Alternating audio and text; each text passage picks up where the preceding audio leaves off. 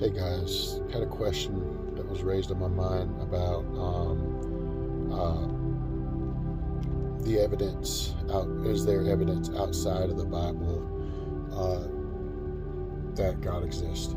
And the answer is yes. There's archaeological evidence. There's books that you can read written in the first century that talk about the evidence of God. If you want to get into apologetics helps defend your faith, and it helps you grasp the knowledge of the evidence and stuff. As a matter of fact, if you read the book The Case for Christ, that guy did all the evidence and stuff. He was I don't know if he was a reporter or an investigator or something, but he did all the investigation behind it, and realized he was an atheist, and then he realized that the evidence pointed that God did exist, and now he's a devout Christian. But there's scientific evidence out there. I like to use the cosmological argument, the divine design argument, and the moral argument. And the first verse of the Bible says, "In the beginning, God created the heavens and the earth." So that was space, time, and matter. And space, time, and matter had a beginning.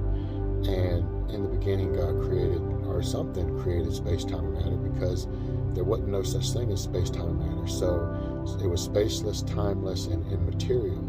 Whatever created it had to be powerful to create something out of nothing. And whatever created it had to be personal to be able to choose to create. And then it also had to be intelligent to even be able to make a choice to choose to create the universe. So I always tell everybody, what do you get at the creation of the universe if you have a spaceless, timeless, immaterial, powerful, personal, intelligent cause of the universe? And people will be like, that sounds like some kind of being, like a being made a choice or something. I'm like, yeah, I know, it's pretty cool.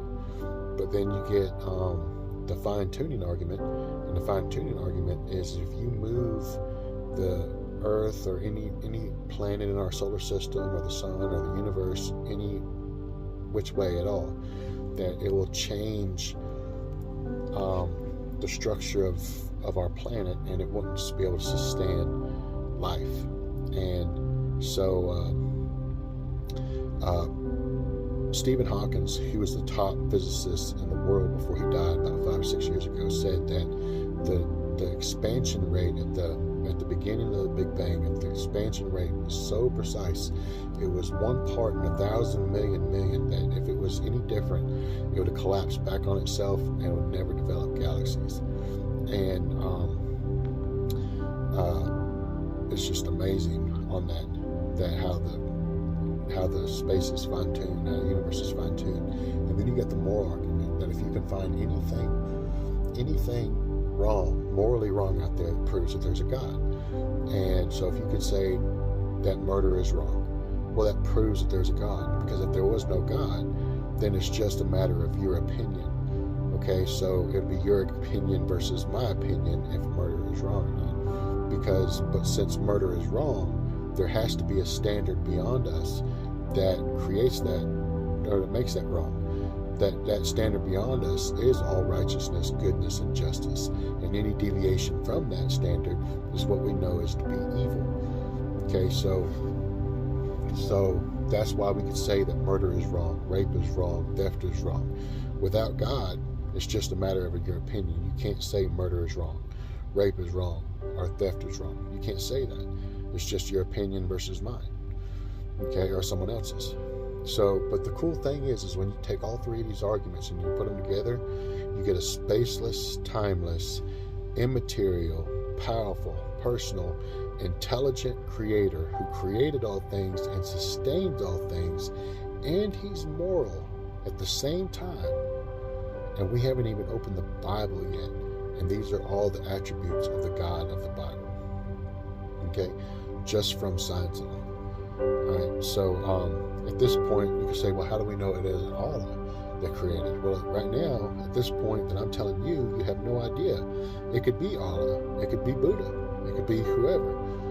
But what you need to do is open up the Bible and look at the evidence in the Bible, okay, that Jesus rose from the grave, and Jesus says that he says who he says he is, and he talks about the God that created the universe, okay? And I think that you'll see just by the evidence of the Bible that the God that created the universe is the same God of the Bible. But like anyone else, you got to do your research. You got to do your research and everything. To find these things, get into apologetics, and apologetics will help you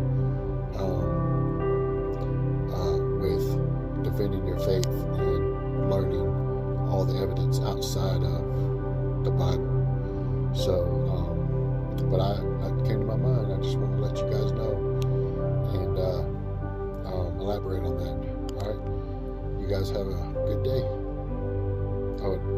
Like, subscribe, and talk to you